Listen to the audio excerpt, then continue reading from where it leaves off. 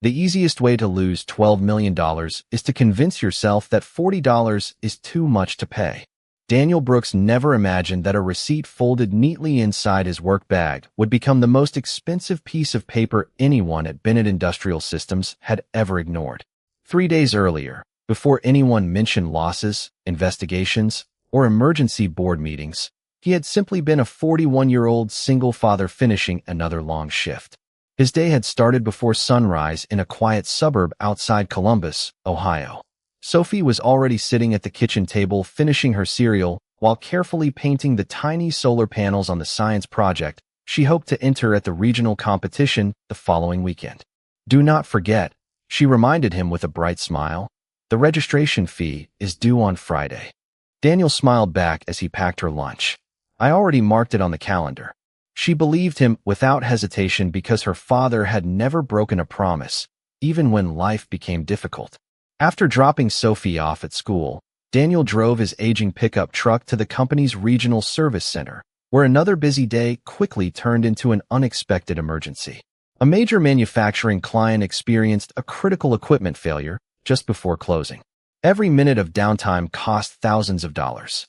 Daniel was the closest senior field service engineer available, so he accepted the assignment without complaint. When he arrived, he discovered the replacement sensor required to restore the system had accidentally been removed from the company's emergency inventory. The nearest warehouse had already closed.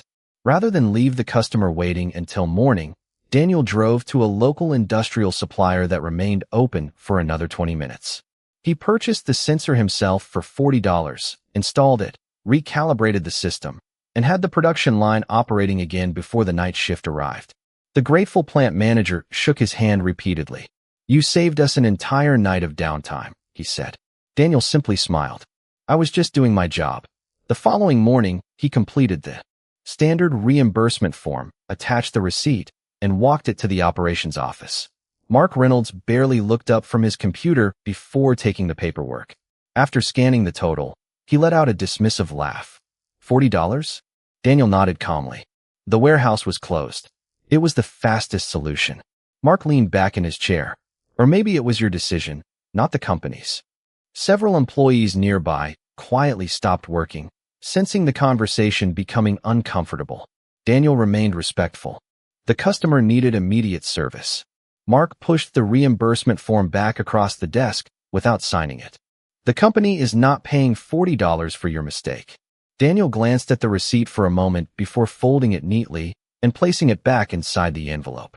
"I understand," he said quietly. Unknown to Daniel, Victoria Bennett, the 38-year-old chief executive officer, was reviewing expense approvals remotely between investor meetings. Mark summarized the request in a single sentence, describing it as an unauthorized personal purchase outside company policy.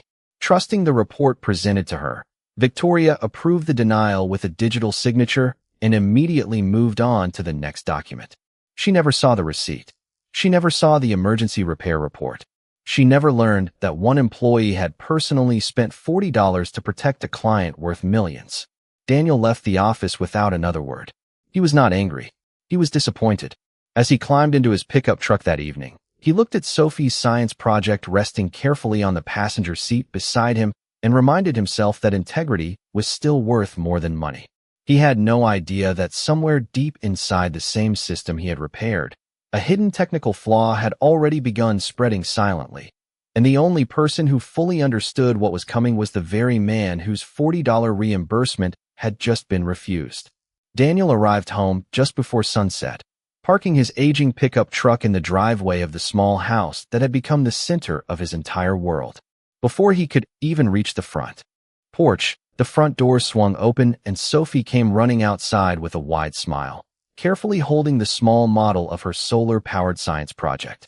"Dad, I finally finished the energy converter," she said proudly. Daniel knelt beside her and studied every detail as if he were looking at the most important invention in America. "This is incredible," he said sincerely. "You made every improvement we talked about." Sophie beamed. "Do you really think it has a chance?" Daniel smiled warmly. "I think you built it with patience, honesty, and hard work. That already makes it a winner." They carried the project inside together before preparing dinner. Their kitchen was simple but filled with laughter, family photographs, and handwritten notes covering the refrigerator. Money had never been easy since Daniel became a single father several years earlier. Yet Sophie had grown up believing that kindness and responsibility mattered far more than expensive things. During dinner, she glanced at the calendar hanging on the wall. "The science competition registration fee is due on Friday," she reminded him gently. Daniel nodded without hesitation. "I remember." He never mentioned the rejected reimbursement or the $40 still sitting inside the folded envelope in his work bag. Sophie deserved peace, not adult worries. After washing the dishes together, they spent another hour testing the tiny solar panels beneath a bright desk lamp. When the miniature motor began spinning smoothly, Sophie clapped happily.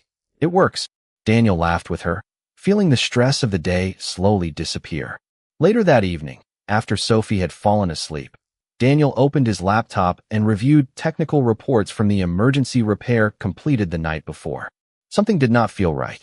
The damaged sensor had been replaced successfully, but several performance readings suggested a deeper issue hidden inside the production control system. The numbers were unusual enough that an experienced engineer would notice them immediately, yet subtle enough for everyone else to overlook. Daniel carefully documented every observation, compared historical maintenance records, and finally, drafted a detailed engineering report explaining that a software synchronization failure could eventually spread through multiple production lines if left unresolved. He included diagrams, repair recommendations, estimated costs, and a clear warning that immediate preventive maintenance would save the company significant money. Before closing his computer, he reread every sentence to ensure there was no emotion or frustration anywhere in the report. It contained only facts, evidence, and professional judgment. Early the next morning, he submitted the report through the company's internal engineering system before leaving for another scheduled service appointment. Hours later, the notification reached Mark Reynolds first. Mark barely skimmed the first page before rolling his eyes. "Always another problem," he muttered quietly. Believing Daniel was exaggerating a minor issue after yesterday's reimbursement dispute, Mark classified the report as low priority and removed it from the executive review queue. Victoria Bennett spent the same morning preparing for meetings with investors and reviewing quarterly growth projections, completely unaware that one important engineering warning had never reached her desk. Meanwhile, Daniel continued driving from customer to customer, solving technical problems with the same quiet professionalism he had shown for years. He never called to ask whether anyone had read his report because he believed good engineers presented the truth once and trusted leadership to do the right thing. As the afternoon sun began lowering across Ohio, the hidden system fault continued spreading silently through the client's production network, unnoticed by nearly everyone except the one man whose voice had already been dismissed twice. The following morning began like any other at Bennett Industrial Systems, at least on the surface. Employees hurried through the lobby carrying coffee cups and laptops, while large display screens celebrated another quarter of impressive financial growth. On the top floor, Victoria Bennett stepped out of the elevator precisely on schedule, greeting executives with calm confidence before walking into a full morning of investor presentations, strategic planning sessions, and budget reviews. Every minute of her calendar had been carefully planned weeks in advance. She believed discipline was the foundation of leadership, and the company had rewarded that philosophy with years of remarkable success. Yet despite the polished reports spread across the conference table, one important piece of information was missing. Daniel Brooks had already submitted a detailed engineering warning supported by data, maintenance history, and practical recommendations. Because Mark Reynolds had quietly removed it from the executive review queue, Victoria never saw a single page. Instead, Mark presented a simplified operations summary declaring that all critical systems were functioning normally and that field service performance remained stable. Victoria trusted the information because she had spent years relying on department leaders to filter technical details before they reached her office. She approved several routine operational decisions, signed supplier agreements, and thanked the leadership team for maintaining efficiency. Meanwhile, across the state, Daniel continued visiting customer facilities exactly as scheduled. His reputation among clients had never been built through impressive speeches or self-promotion. It had been earned one repair at a time through patience, honesty, and technical excellence. At every location, he listened carefully before touching a single machine, explaining problems in simple language that customers could easily understand. Many requested him by name because they knew he would never recommend unnecessary repairs simply to increase revenue. During a short lunch break inside his pickup truck, Daniel opened his email hoping someone might have acknowledged the engineering report he had submitted the previous day. There was nothing except his upcoming service schedule and a reminder about employee compliance training. He quietly closed the computer without frustration. He had fulfilled his responsibility by documenting the risk clearly. The decision now belonged to leadership. That evening he arrived home just in time to help Sophie practice for her science presentation. Standing in the living room with her model placed carefully on a small folding table, she rehearsed every sentence while Daniel listened like the proudest audience in the world. After she finished, she looked at him hopefully. "Was I nervous?" she asked. Daniel smiled warmly. "Only for the first 10 seconds. Then you remembered why you built it, and you sounded confident." Sophie grinned. "Just like you always tell me. Know your work, and the rest becomes easier." Daniel laughed softly. "Exactly." Before bedtime, she carefully placed her project beside the front window where the morning sunlight would reach the tiny solar panels. Watching his daughter prepare for the competition reminded Daniel why he never allowed disappointment at work to follow him home. Sophie deserved a father who believed tomorrow could always be better than today. Hundreds of miles away inside a massive manufacturing facility, tomorrow was already beginning much differently. Engineers noticed brief communication delays between automated production systems. The interruptions lasted only a few seconds before disappearing again. Supervisors assumed they were harmless software glitches and restarted several control stations without reporting the pattern to corporate headquarters. Hidden beneath those seemingly ordinary interruptions, the synchronization problem Daniel had identified continued spreading quietly through the network exactly as his report had predicted. Every passing hour increased the risk that multiple production lines would fail simultaneously, yet the one engineer who fully understood the warning signs remained completely unaware that his report had never reached the person with the authority to prevent what was now only hours away. The first signs of trouble appeared just after 8 o'clock on Thursday morning, when supervisors at the client's manufacturing facility noticed that several automated production cells were responding a few seconds slower than normal. At first, no one considered it an emergency.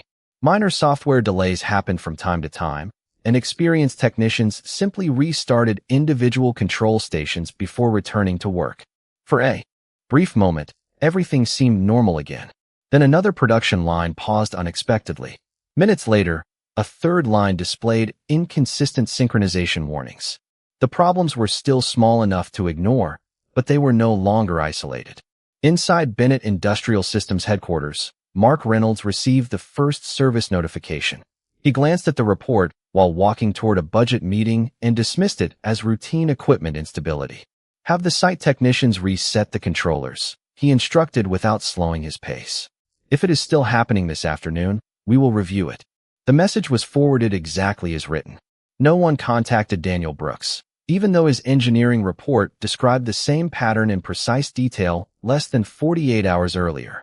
Daniel himself spent the morning replacing worn hydraulic sensors at another customer location nearly 60 miles away. As he completed the final calibration, his phone vibrated with an automated maintenance notification from the manufacturing client he had visited earlier in the week. Curious, he opened the summary. The listed symptoms matched the exact sequence he had documented in his report. He immediately called the operations office.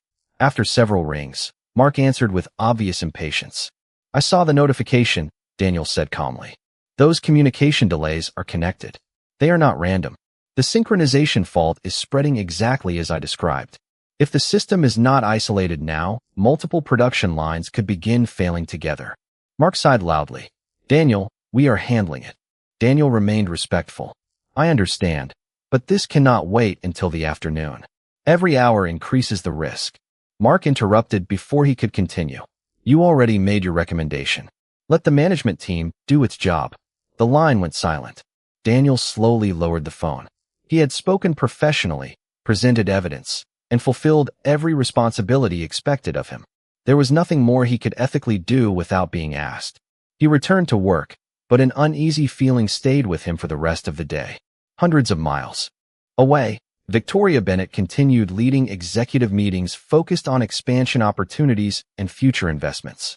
During a presentation discussing long-term growth, one of her assistants quietly entered the conference room and placed a tablet beside her. A brief message reported intermittent production interruptions at one major client.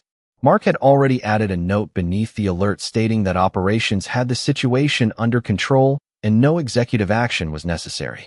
Trusting the assessment, Victoria acknowledged the update with a simple nod and continued the meeting without interruption. By late afternoon, the interruptions were no longer brief. Entire sections of the manufacturing facility began stopping and restarting without warning as software commands reached different machines out of sequence. Production managers struggled to stabilize operations while customers waited for delayed shipments. The atmosphere remained controlled, but concern spread across the facility as every temporary solution lasted only a few minutes before another problem appeared somewhere else. Just before Daniel finished his final service call of the day, his phone rang again. This time it was the plant manager whose production line Daniel had saved only days earlier. His normally calm voice carried unmistakable concern. "Daniel," he said quietly, "I think something much bigger is happening, and none of our temporary fixes are working anymore." Daniel thanked the plant manager, ended the call, and immediately pulled his pickup truck into a nearby parking lot. He opened the engineering notes stored on his laptop and compared the latest symptoms with the data he had collected during the emergency repair 3 days earlier. Every warning sign matched his original analysis with alarming accuracy. The synchronization failure had moved beyond isolated delays. It was now affecting multiple production lines exactly as he had predicted. Without hesitation, Daniel called the plant manager back. "Do not keep restarting individual controllers," he said calmly. "That only hides the symptoms for a few minutes. The communication sequence needs to be isolated before the entire control network falls out of synchronization." The manager listened carefully.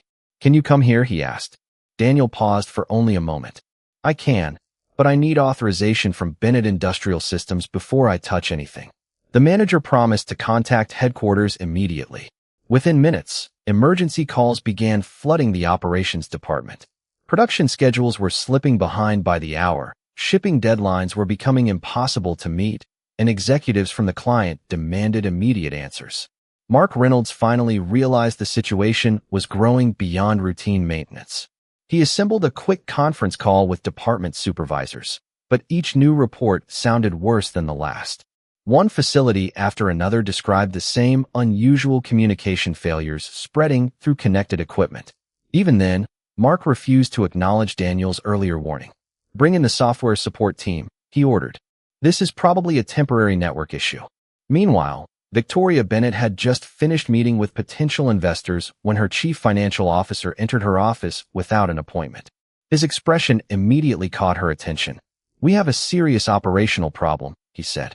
"One of our largest manufacturing clients has partially suspended production." Victoria stood from her chair. How extensive is the disruption? The answer was far worse than she expected. Delayed shipments were already triggering financial penalties. Emergency technical teams were being dispatched across multiple locations, and several customers had begun requesting explanations from Bennett Industrial Systems. Within the hour, preliminary financial estimates projected potential losses climbing into the millions of dollars if production could not be restored quickly. Victoria immediately ordered an executive crisis meeting. Large display screens filled with live operational updates, engineering reports, and financial projections. Yet as she studied the information, something felt strangely incomplete. Everyone discussed the growing crisis, but no one explained how it had begun. "Has anyone identified the root cause?" she asked. Silence filled the room before Mark finally responded. "Our teams are still investigating." Victoria frowned. "Has anyone reviewed previous maintenance reports from this client?" Mark hesitated briefly before answering. Nothing significant was reported before today. At almost the same moment, Daniel received another phone call from the plant manager. This time the concern in his voice had become unmistakable. "The shutdown has spread to additional production lines," he said quietly. "Corporate executives are asking whether anyone warned us this could happen." Daniel looked down at the folder resting on the passenger seat beside him. Inside was a copy of the engineering report he had submitted 2 days earlier, complete with diagrams, repair recommendations, timestamps, and documented risk assessments. Every page had been prepared before the first major failure occurred. He closed the folder gently and answered with complete honesty. Yes, someone did warn them. At that exact moment, inside Bennett Industrial Systems headquarters, a new financial projection appeared on the conference room screen. Estimated losses had just exceeded $12 million, and Victoria Bennett realized the company was no longer dealing with a technical problem. It was facing the consequences of a decision that should never have been made. The atmosphere inside the executive conference room changed completely once the technology department requested access to the company's archived engineering records. Victoria Bennett watched silently as specialists projected maintenance logs, service histories, and internal communications across the large display screens. Every new document answered one question while creating another. The synchronization failure had not appeared without warning. It had followed a pattern. Someone had recognized that pattern before the crisis began. Find the earliest technical report connected to this client, Victoria instructed calmly. Seconds later, a document appeared on the screen bearing Daniel Brooks's name. The timestamp showed it had been submitted nearly 2 full days before the production shut down. Victoria stepped closer. Every page contained detailed measurements, diagnostic charts, and practical recommendations explaining exactly how the hidden synchronization fault could spread through multiple production lines if preventive maintenance was delayed. She read the final paragraph twice. It estimated the operational risk with remarkable accuracy. The room fell completely silent. Why was this never presented to executive leadership? She asked without taking her eyes off the report. No one answered immediately. The information technology manager began tracing the document's internal routing history. After several tense moments, another screen displayed every approval step taken after Daniel submitted the report. The engineering analysis had reached Mark Reynolds first. From there, it had been manually reclassified as low priority and removed from the executive review queue. Victoria slowly turned toward Mark. "Did you read this report?" she asked. Mark shifted uncomfortably. "I reviewed the summary." Victoria held up the printed report. "This is not a summary. These are specific engineering findings supported by evidence." Mark attempted to defend his decision. "Daniel has always been cautious. I believe the issue could be handled locally." Victoria remained composed, but disappointment was now unmistakable in her voice. "Belief is not evidence." The information technology manager then opened another archived record. It was Daniel's reimbursement request for the $40 sensor purchased during the emergency repair. Attached to the request was the original invoice, the customer service report, photographs of the replacement component, and confirmation that Daniel had personally restored production after company inventory had been unavailable. Victoria stared at the documents in disbelief. "He spent his own money to protect our client?" she asked quietly. "Yes," the manager replied. "The emergency warehouse was closed. He purchased the replacement himself." Victoria continued reading until she reached the final page. Her own digital approval appeared beneath Mark's recommendation to deny reimbursement because the purchase had been described as unauthorized. She closed her eyes for a brief moment. She had trusted the summary instead of the facts. She had unknowingly approved a decision that questioned the integrity of one of her most dedicated employees. At that exact moment, the chief financial officer entered the room carrying updated numbers. "Current estimated exposure has increased," he reported. "The combined contractual penalties, production losses, emergency response costs, and delayed shipments now exceed $12 million. No one spoke. The enormous figures seemed impossible, yet everyone understood how it had happened. A warning had been ignored. A professional had not been heard. A simple reimbursement request had become the first visible sign of a much deeper failure inside the company's leadership process. Victoria placed both documents side by side on the conference table. One showed a denied request for $40. The other showed an engineering report that could have prevented the crisis. Looking at them together, she finally understood they had never been separate issues. They were both consequences of the same mistake. Without another word, she picked up her car keys, looked directly at the executive team, and said, "Tell me where Daniel Brooks is right now." Less than an hour later, Victoria Bennett pulled into the quiet suburban neighborhood where Daniel Brooks lived.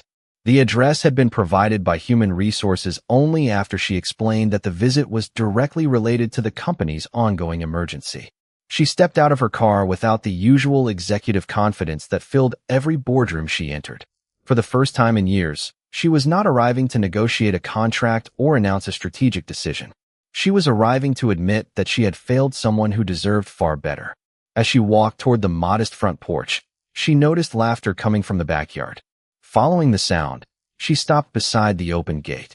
Daniel was kneeling on the grass next to Sophie, helping her adjust the small solar panels on her science project.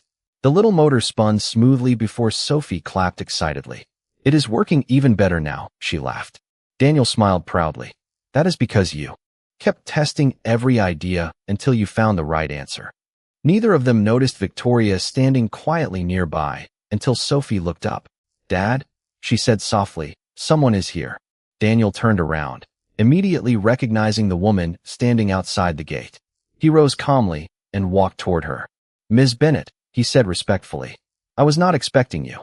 Victoria glanced toward Sophie before looking back at Daniel. "May we talk for a few minutes?" Daniel nodded. "Of course." Sophie politely carried her project inside, leaving the two adults alone beneath the shade of an old maple tree. For a moment, neither spoke. Finally, Victoria broke the silence. "I read your engineering report today." Daniel simply nodded. "I also read the reimbursement request." Again, Daniel said nothing. Victoria took a slow breath. "Everything you warned us about happened exactly as you described. The report never reached my desk because it was removed before executive review. I trusted a summary instead of reading your actual work, and I approved a decision that questioned your integrity." Daniel listened quietly without interruption. She continued, her voice steady but sincere. "I came here expecting to explain what happened, but after seeing you with your daughter, I realized explanations are not enough." Daniel looked toward the house, where Sophie could be seen through the kitchen window, carefully arranging her science project for the next day's competition. "She reminds me every day why I try to stay calm," he said gently. "Children learn more from what we do than from what we say." Victoria lowered her eyes for a moment. "After everything that happened, I do not know if you can forgive the company." Daniel answered without hesitation. "This has never been about forgiveness." She looked up, surprised. "Then what has it been about?" Daniel smiled sadly, but without bitterness. "Being heard." Those two words lingered between them longer than any apology could have. "The $40 never mattered," he continued. "If I had lost $40 helping a customer, I would spend it again tomorrow. What mattered was realizing that the facts were dismissed before anyone took the time to understand them. When people stop listening to the employees closest to the work, mistakes become expensive." Victoria felt the full weight of that truth. She had spent years building one of the most successful manufacturing companies in the region, yet a culture of assumptions had quietly grown beneath her leadership. She looked directly at Daniel.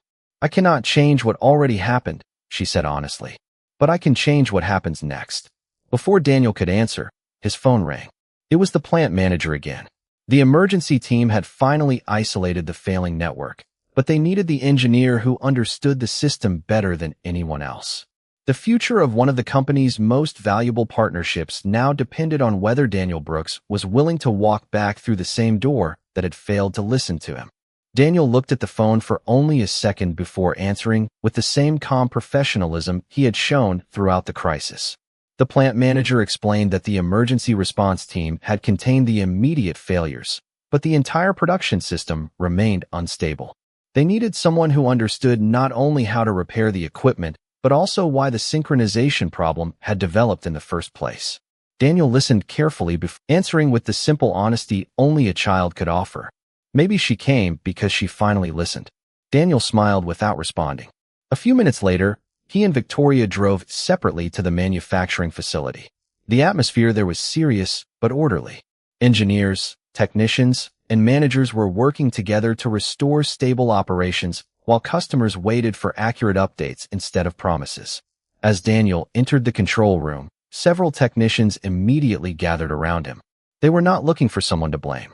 They were looking for someone who understood the system. Daniel reviewed the diagnostic data, compared it with his original engineering report, and calmly outlined a structured recovery plan.